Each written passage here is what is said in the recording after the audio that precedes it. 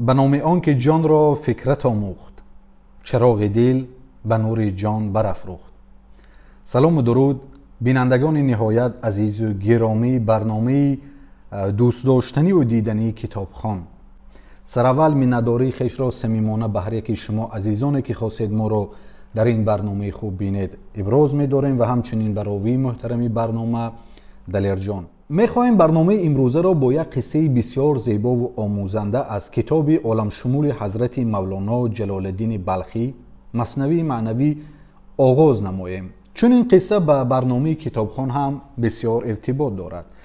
مولانا چنین قصه را شروع میکنند، میگن گفت دانای برای داستان که درخت هست در هندوستان، هر کسی که از میوه او خورد و برد نشود او پیر نه هرگز بمرد. خب اون مرد حکیم برای تمثیل میگویند گفت در هندوستان یک درختی هست، اگر هر کس از میوه آن بخورد نه هرگز پیر می شود نه هرگز می میرد. خب چطوری که میدونیم از همین قدیم هم دغدغه بشریت همین بوده است، برای پیدا کردن همین عمر جاوید همه میخواهند شاید نمیرند باشند، زندگیشون جاویدانه باشد. خب پادشاه قصه ما هم وقتی که این سخن را شنید عاشق آن درخت گردید و یکی از وزیرانی که بسیار مورد اعتمادی او بود برایش پول و مال زیادی داد و او را به هندوستان فرستاد. گفت برو به هندوستان تا آن درخت را پیدا نکنی و میوه آن را نیابی به اینجا برنگرد، حتما آن درخت را پیدا کن. بیچاره وزیر هم راه سپار شد، رفت سالها در هندوستان گشت، هر جا که میرفت سراغ آن درخت را میگرفت. خب اکثریت او را مسخره میکردن، میگفتن این دیوانه شده است، در کجا است چنین درختی. وزیر سالها گشت اما از آن درخت هیچ خبری نبود. دید دیگر که نمیشود. بعد از چندین سالها وقتی بازگشت در راه سفر اتفاقا با یک مرد بسیار خردمند و حکیم وا خورد و این مرد دید که این بسیار ناامید است. گفت حالا چی شده است؟ گفت خلاصه قصه از این قرار است. این مرد خردمند گفت این واقعیت دارد. وزیر تعجب کرد، گفت پس در کجاست؟ من سالهاست که این درخت را میجویم و نمییابم. گفت شما فقط کمی سخنی آن مرد را اشتباه گرفتید، فقط به صورت آن رفتید. خب اگر به باطنی سخنی او توجه کنید، این درخت هست، نام این درخت هم درخت علم است و این چی که وی گفته است که عمر بقاست به تعبیر مولانا کمترین آثار او عمر بقاست. کمترین چیزی که به انسان میدهد علم عمر بقاست، وگرنه بسیار آثار زیادی دارد و این درخت علم است. و گفت خلاصه به این وزیر گویم او رو فهموند. بعد وزیر هم اومد به شاه فهموند و دیگر این مثل بسیار مشهور گشت. خب اگر ما به پیام این قصه نگاه کنیم عزیزان، در واقع به قول حضرت مولانا این درختی که عمر جاویدانه میبخشد وجود دارد. این یک افسانه نیست، اما خب عمر جاویدانه معنی این ندارد که همین جسمی ما جاویدانه عمر بیند، همین که تأثیری ما در زندگی باشد، نام و یادی ما باشد. به قول همین حافظ بزرگوار که میگوید زنده و جاوید ماند هر کی نکونام زیست. این علم میتواند که ما رو به این خوب حیات جاویدانی گوییم راهنمایی کند. حالا عزیزان اگر ما همین طور نگاه کنیم، برای هر کدام ما یک سه زمان وجود دارد. یک زمانی که قبل از ما بود، زمانی گذشته که ما نبودیم و بودند، و زمان عمر ما که هر چقدر که نصیب کرده باشد، شاید 30 سال 40 سال 100 سال 50 سال همون محدودی ما و بعد از ما. در واقع عمر جاویدان کسی دارد که تواند در این سه زمان بهره‌ور باشد و تاثیرگذار باشد. حالا ما البته به گذشته تاثیر گذاشتن نمیتوانیم، اما ما میتوانیم در زمان گذشته بهره‌مند گردیم و در زمان حال، یعنی با خواندن کتاب تنها، البته این برای ما دست میدهد، یعنی ما با خواندن آثار بزرگان میتوانیم گویا همراه آنها در زمان گذشته زندگی کنیم و تجربه آنها رو گرفته در زمان خودمون یک زندگی خوب با برکته برای خود تشکیل دهیم و هم در زمان خودمون و هم برای آیندگان تأثیرگذار باشیم. این چرا تنها کتاب خواندن و علم برای ما میدهد. حالا خوب تأثیرگذار بودن هم میتواند به هر نحوی باشد، نه تنها مثلا در ذهن ما نآید که فقط باید ما شاعر باشیم، نویسنده باشیم که تاثیرگذار باشیم. نه، مثلا شاید با یک چیز اختراع کردن، مثل همین بسیار بزرگانی که ما میدانیم امثال اینشتین یا که فورد یا که دیگر بزرگانی که زیاد در تاریخ انسانیت گذشتند، کارهای رو انجام دادن که زندگی رو برای انسان ها آسان کرد. خب برای جمعیت یک منفعتشون به قبل رسید. خب این تاثیرگذاری است، این منفعت است. یا که میتوانند مثلا تاثیرگذاری در صورت یک دستورالعمل های برای زندگی باشد، مثلا بزرگان مثل مولانا و سعدی و بیدیل و حافظی، اینها که در واقع اینها هم بسیار تاثیرگذار هستند که ببینید شاید هزار سالها قبل از ما زیستند و امروز هم سخن آنها میتواند یک راهنمای برای ما انسان‌های این زمان و حتی آیندگان باشد. و این خاطر تاثیرگذاری میتواند گوناگون باشد. حالا باید ما وقتی که از این خوب کتاب گفتیم استفاده میکنیم تاثیرگذار میشویم، البته هستن کسانی که تاثیرگذاری به معنای بد هم باشند، ما کوشش کنیم به آن معنای خوبش رو گیریم. چون مثلا نوبل که امروز بسیار مشهور هم هست، جایزه نوبل، در خاطراتش هست میگویند وقتی که برادر نوبل وفات کرده بود، نوبل به فرانسه رفت برای همون چیزی مرگ برادرش و یک چیز او را بسیار به حیرت انداخت. او دید در سرخط روزنامه ها نوشتن مثلا سوداگری مرگ دنیا رو پدرود گفت، برادرش رو گفته بودن، چون در آنجا برادرش رو بر این میشناختن که او برای مدعای انفجاری و این کارها دست داشت. به این خاطر او رو در تیتر روزنامه ها سوداگری مرگ گفته عنوان کردن. وقتی که نوبل این چیز رو دید، در ذهنش این آمد که من نمیخواهم که من هم مخترع دینامیت هستم، بعد از من مرا مخترع مرگ گفته و به این عنوان ها یاد کنند. و از فرانسه برگشت و بلافاصله چیکار کرد؟ وصیت‌نامه خودش رو تغییر داد و یک قسمی اکثری ثروتش رو برای امروز جایزه نوبل که هست تشکیل کرد. و چطوری که ما میدانیم هم جایزه نوبل اساساً برای پیشرفت علم، صلح در جهان، برای انسان دوستی و این کارها هست. یعنی هر کسی که در راههای خوب هست برای آنها پیشنهاد کرد. او فهمید که در راه خطا بود و برگشت. و این خاطر عزیزان تاثیرگذاری هم بد می شود هم خوب. ما کوشش کنیم مثلا تاثیرگذار باشیم در زمانی حال و آینده، اما تاثیرگذار به معنی خوبی آن، و نشود که بعد از گویم آخری حیات به قول همون یک بیت معروفی هست میگوید که نه شکوفه نه برگ نه ثمر نه سایه دارم، متحیرم که دهقان ز چه روی کشت من را. یعنی رسالت انسانی هست که باید ما در زندگی خوب یک نفع به هم نوعان خودمان رسانیم، به انسانیت، به بشریت. خوب البته این آن وقت ایجاد می شود که ما چطوری که گفتیم به واسطه خواندن و آموختن یک کاری رو، یک چیزی رو برای خود گیریم که توانیم تاثیرگذار باشیم، نافع باشیم برای بشر. حالا وقتی ما به یک نفر میگوییم که کتاب خوان، شاید اولین سوالی که در ذهنی اون طرف پیدا می شود این است که چی کتابی رو خوانم؟ آیا هر کتاب ارزش خواندن را دارد؟ خب البته که نه. چنانه که حضرت مولانا هم میگن پنبه ها در گوش کن تا نشنوی هر نکته، زان که روحی ساده ای تو رنگ ها را قابل است. مولانا میگن که در گوشت پنبه ها پخته کن که تا هر چیز رو تو نشنوی، چون که این روحی قابل تو رنگ ها رو قبول میکند. یعنی که اگر تو هر چیزی رو بخوانی، هر چیزی این که به نفع تو نیست به دست بخوانی بشنوی، روی تو تاثیر میگذارد. به این خاطر کتاب هم ما میدونیم هستند کتاب هایی که تاثیر منفی روی انسان میگذارند. وقتی کتابشون معنی ندارد که همه ای کتاب خوب است. این خوب یک بحث الهیده است. به این خاطر باید ما یک کتاب رو انتخاب کنیم که سازنده باشد، نه سوزنده. حالا برای هر کسی البته در مد اول هستند کتاب‌های صحوی یا که اختصاصی.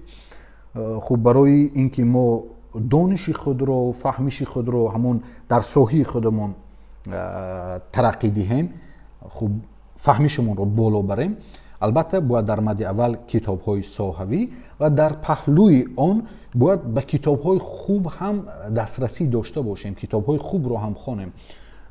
حالا همون چطوری که ویکتور گیوگو میگه که خوشبخت‌ترین انسان کسی هست که به این دو چی دسترسی داره، یکی کتاب‌های خوب، یکی دوستانی که اهل کتاب باشن، کتابخوان باشن. حالا این کتاب خوب با این تعبیر چی میتواند بودن؟ چون شاید برای کتاب خوب ما نتوانیم یک تعریفی یگانه گفتن، شاید این ذوقی هم باشد، چون هر کسی موافق ذوق خودش به یک ژانر، شاید به یک نوع اون کتاب ها خلاصه علاقه دارد. به این خاطر به گمان ما میگیم کتابی خوب کتابی هست که خب باید اندیشه ما رو سازد، خب باید خب ما رو به ما آموزاند که ما در اجتماع، که ما یک موجود اجتماعی هستیم، با دیگر انسان ها انسانگونه زندگی کنیم.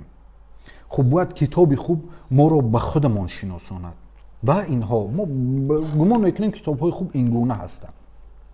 حالا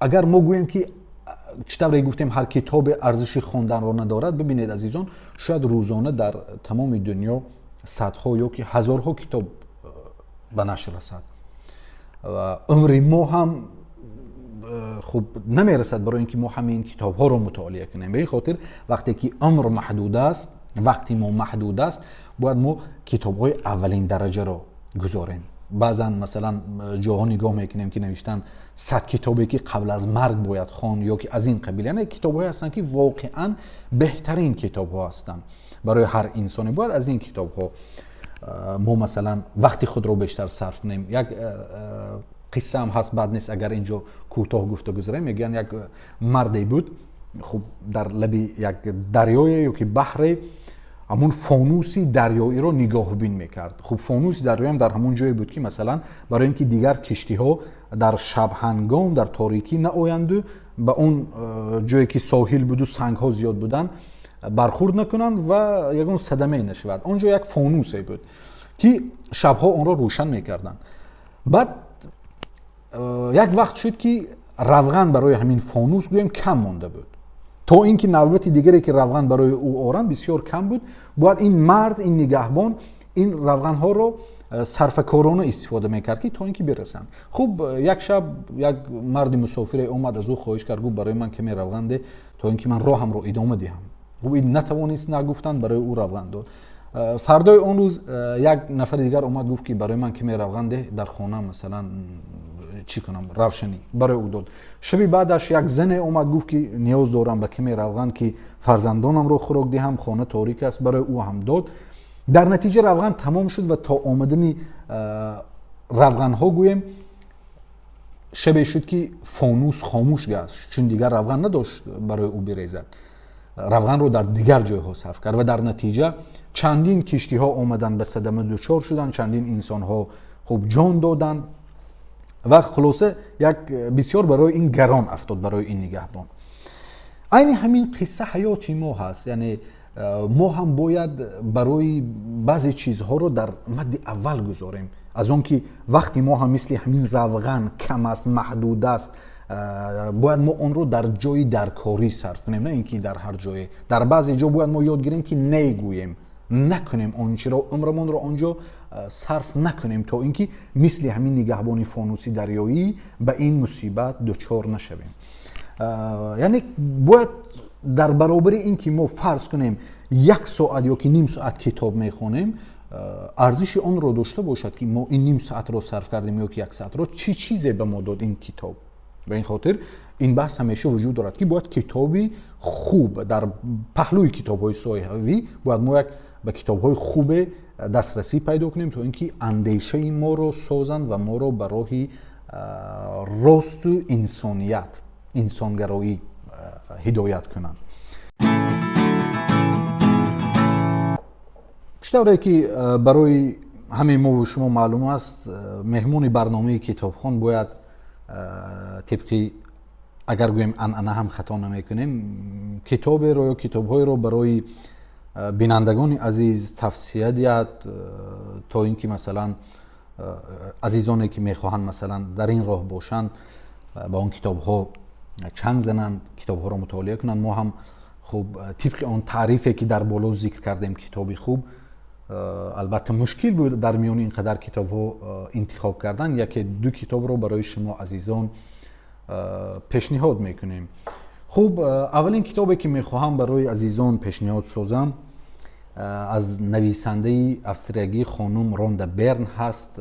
کتاب شکل روسیش ماگیا و به زبان تاجیکی هم با خط سریلیک این کتاب در کشور نشر گشته است. البته عزیزمان اگر اشتباه نکنم با نام معجزه شکرگزاری این کتاب رو ترجمه کردند.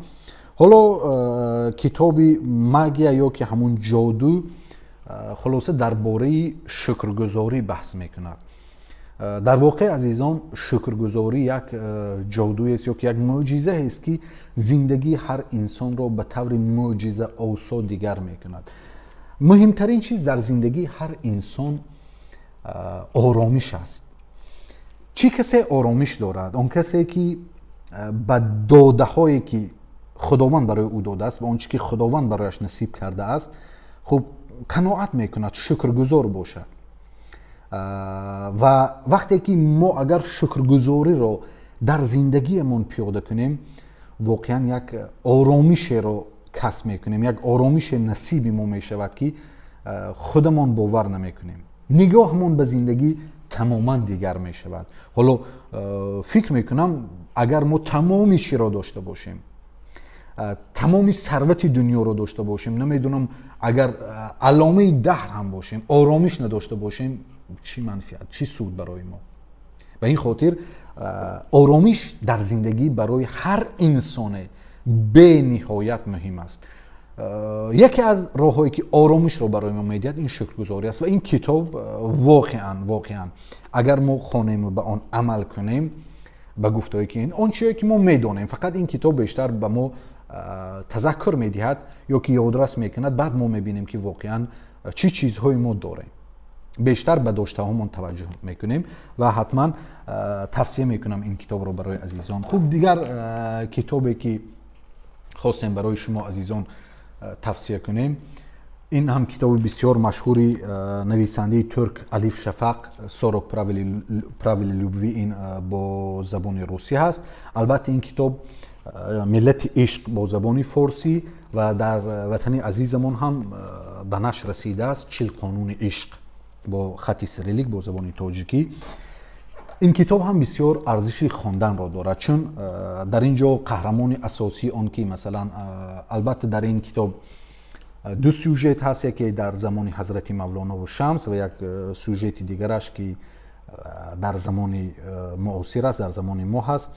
حالا اگر اساس ما به زمان همان مولانا توجه کنیم، اونجا میبینیم مثلا قهرمان اساسی کتاب حضرت مولانا و شمس که هستند، طرز مناسبت با دیگر انسان ها فرق نمی کند آن انسان در چه راهی هست، بد است یا خوب، در چی کیشه هست، ملتش چی هست، فرق ندارد، مهم انسان هست.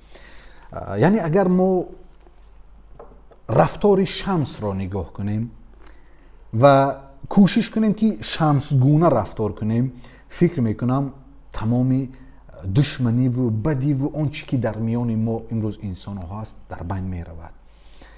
واقعا اگر ما این گونه رفتار کنیم، اون وقت میبینیم که چقدر زندگی زیبا هست. چون همون سخنی مشهور مولانا که میگوین ما برای وصل کردن آمدیم، نه برای فصل کردن آمدیم، در عمل مولانا و شمس این دیده می شود. یا که جای دیگر که مولانا میگوین در این خاک در این مزرعه پاک به جز مهر به جز عشق دیگر تخم نکاریم. یعنی محبت به انسان ها، دوست داشتن یکدیگر، به عمل خود نشان دادن به یک انسان که این کار خوب است این بد، نه اینکه به زبان خود مثلا یک کس را نیش زنیم. اینها همش در رفتار مولانا و شمس دیده می شود و در این کتاب بر علاوه این خوب برای خواننده دیده می شود و می تواند آن را سرمشق خود قرار دهد.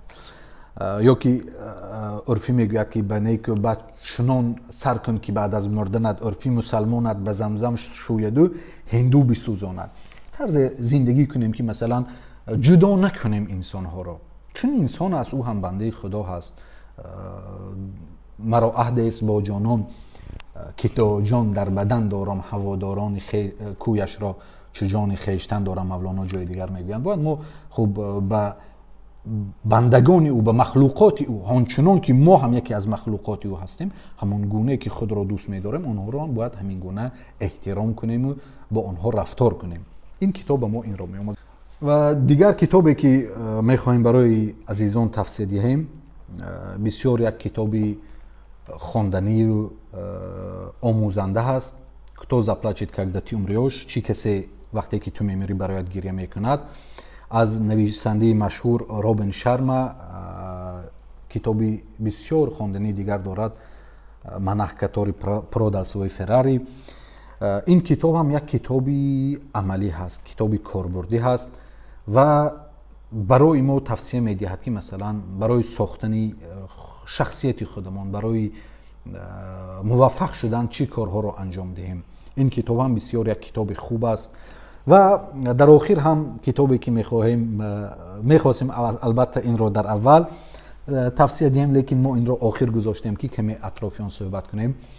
کتابی مشهوری حضرت مولانا مثنوی معنوی هست. چون عزیزان به تعبیر خودی مولانا که میگویند همه را بیازمودم زیت خوشترم نیامد، چو فرو شدم به دریا چو تو گوهرم نیامد. وقتی که به ادبیات جهان نگاه میکنیم، به کتاب‌های مثلا روانشناسی و دیگر، میبینیم که مولانا به یک نحوی بسیار زیباتر و کاملتر در مثنوی این نکته ها را گفته گذاشتن 800 سال قبل مثلا. و امروز حتی یک بیت مولانا رو بعضا و میخوریم که یک کتاب کردن. مثلا جایی که مولانا میگویند ای برادر تو همان اندیشه مابقی تو استخوان و ریشه، برادر تو همه چی همون اندیشت است. کتابی مشهور و بسیار خواندنی هم هست، اندیشت رو عوض نما تا زندگیت عوض شود. خلاصی همین بیت است. و مثنوی در واقع یک کتاب جامع است، یک کتابی هست که ما در آن روانشناسی را میابیم، ما در آن جامعه شناسی، ما در آن تاریخ، نمیدونم ما در آن میتوانیم یک کتابی شرح آیات و احادیث باشد، یک کتابی اگر تاریخ گوییم، اگر تصوف گوییم، هر چی گوییم در داخل این مثنوی ما پیدا میکنیم. به این خاطر عزیزان بسیار توصیه میکنیم که کوشش کنیم مثنوی را هم یکی از کتاب‌های همیشه خواندنی خود، کتابی روی میزی خود قرار دهیم. حالا وقتی ما مثنوی میگوییم شاید در ذهنی اکثر خوانندگان این سوال به میان آید که خب مثنوی و دیگر آثار بزرگانمون زبانشون مشکل فهم است، برای ما اونقدر آشنا نیست، نمیتوانیم ما اون رو فهمیم.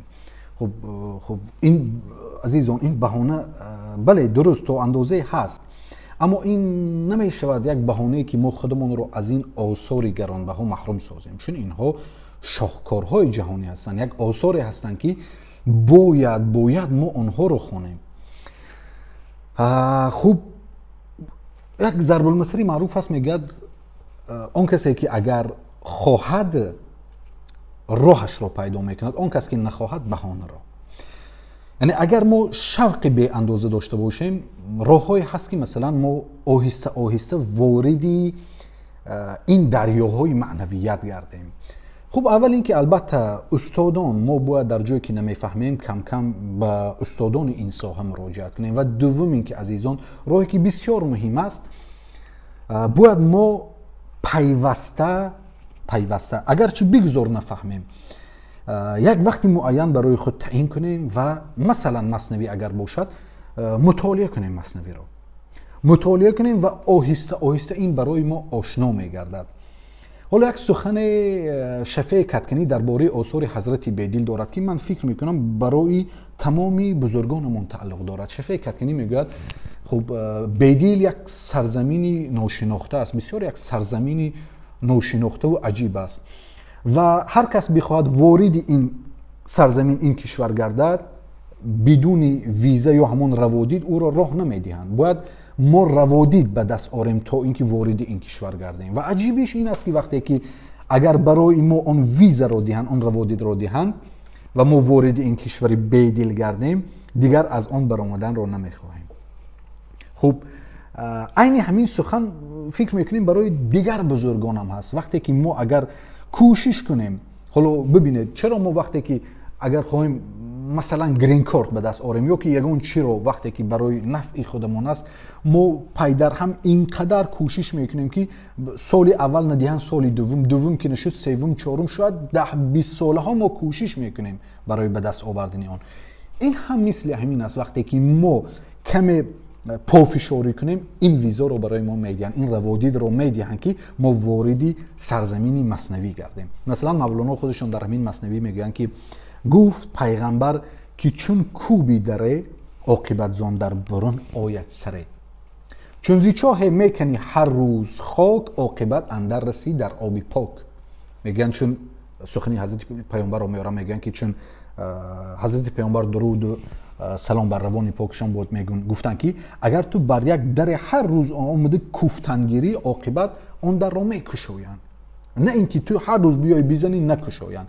یا که میگن اگر تو آمدی خواستی که یک چاه کاوی به آب رسی، نشود که تو 5 متر کاوی آب نیست گفته جای دیگر روی و باز آنجا 7 متر کاوی آب نیست گفته جای دیگر روی. از اینکه تو میگویم قدرتت رو از این چاهای میده صرف میکنی، همین چاه رو تا آخر کار تو حتما به آبی پاک میرسی. چون زی چاه میکنی هر روز خاک عاقبت اندر رسی در آبی پاک. یعنی استوار باشیم. اگر ما پیوسته در این راه خود خوب کوشش کنیم، عاقبت به آنجا میرسیم و به تعبیر ما آهسته آهسته محرم آنها میشویم. یعنی ما کی نمیفهمیم وقتی که نامحرم هستیم.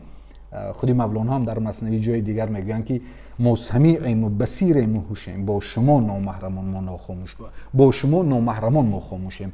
یعنی تمامی موجودات دنیا از سنگ و چوب و کلوخ و نمیدونم کتاب و هر چی که هست، اینها میگون ما سمیعیم و بصیریم و هوشیم، ما جان داریم، ما میفهمیم میبینیم، اما با شما نامحرمان ما. شما محرم شوید، ما شما رو میفهمیم، شما ما رو میفهمید، ما صحبت میکنیم. یعنی به تعبیر همین مولانا گویم اگر وقتی که ما زیاد با اینها سر کار گرفتیم، محرم میشویم و آهسته آهسته معما و مشکلاتی این آثار برای ما کشاده میشوند. در تجربه هم ببینید حضرت علامه اقبال لاهوری وقتی خودش میگه که ما به جای میرسیدم که نمیفهمیدم، پیری معنویشون که حضرت رومی بودن میگن در خوابم می اومدن یا که در عالم رویا آن مشکلات رو، آن معما رو برای من حل میکردن. حضرت اقبال میگن روی خود بینمود پیر حق سریشت که به حرف پهلوی قرآن نوشت. روش بینمود برای من کی آن پیر حق سریشت که با حرف پهلوی قرآن نوشتنه که مثنوی. حضرت مولانا رو میگن گفت ای دیوانه ارباب عشق، جرعه نوش از شراب ناب عشق. یعنی اون راه رو برای من حل کرد. تو اگر خوب به عشق چنگ زنی، عاشق باشی، من این رو برای تو میکشایم. گفتم خب به این خاطر عزیزان وقتی که ما اگر خواهیم پیوسته کوشش کنیم، باور کنید شاید در یک مدتی کمی زبان مثنوی برای ما آشنا می شود.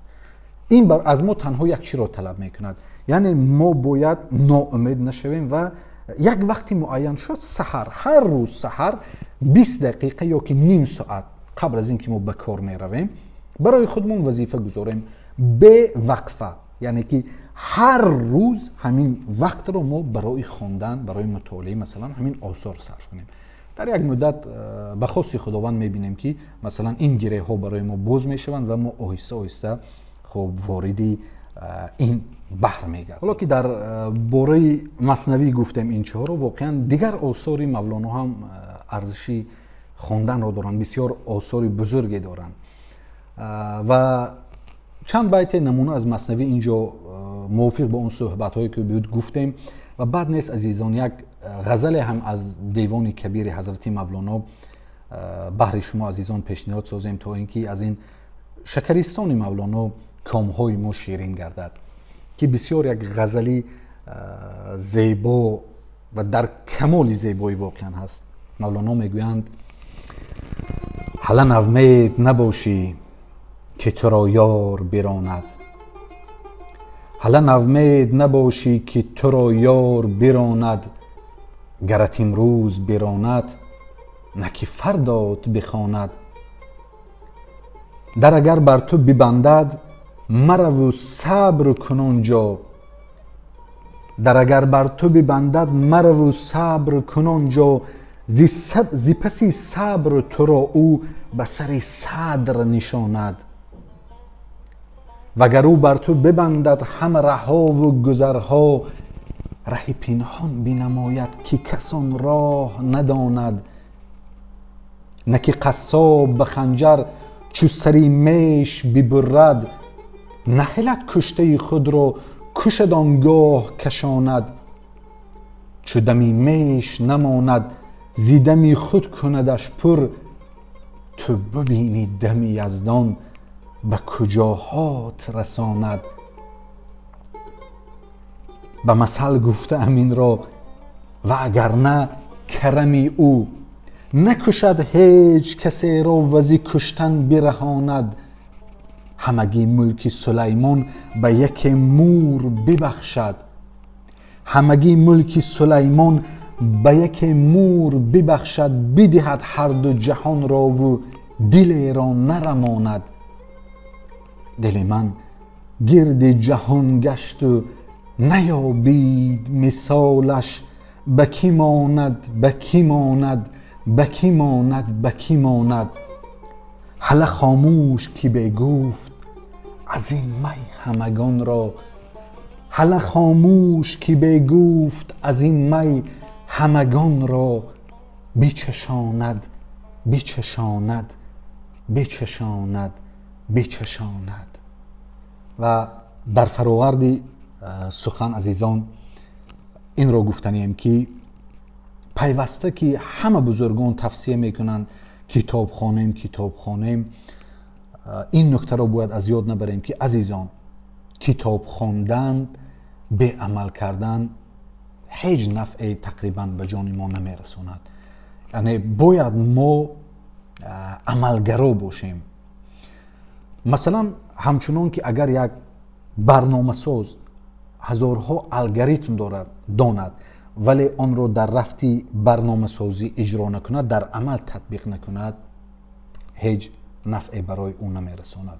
اگر یک طبیب هزارها ترفندها را همه چیها را داند اما در عمل برای معالجه بیمار آنها را عملی نکند، هیچ نفعی برای او نمیرساند. همینطور اگر ما هزارها پند و حکمت دانیم، نمیدونم تمام آثار بزرگانمان را در حفظ کنیم اما در عمل آنها را تطبیق نکنیم، آنها اگر خلق و اطوار ما را درست نسازند، ما را به یک در عمل به راه راست نبرند، هیچ نفعی برای ما نمیرسونه. همچنان که بزرگوار سعدی جای میگویند علم چندان که بیشتر دانی، چون عمل در تو نیست نادانی.